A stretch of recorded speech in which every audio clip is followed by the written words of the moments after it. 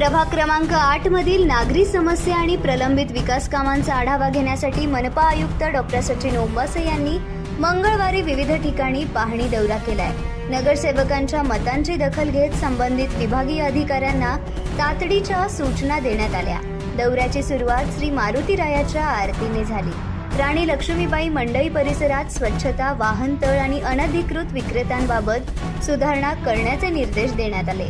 विणकर उद्यानाच्या हरित विकासासाठी सुविधा उभारण्याच्या सूचना दिल्या। जमखंडी पूल परिसरात नाल्याची सफाई, संरक्षण भिंत आणि नवीन पुलासाठी प्रस्ताव सादर करण्याचे आदेश देण्यात आले। नागरिकांनी आयुक्तांचा सत्कार करत समाधान व्यक्त केले। नगरसेवक प्रवीण दर्गो पाटील यांनी प्रभागाच्या सर्वांगीण विकासासाठी कटिबद्ध असल्याचे सांगितले।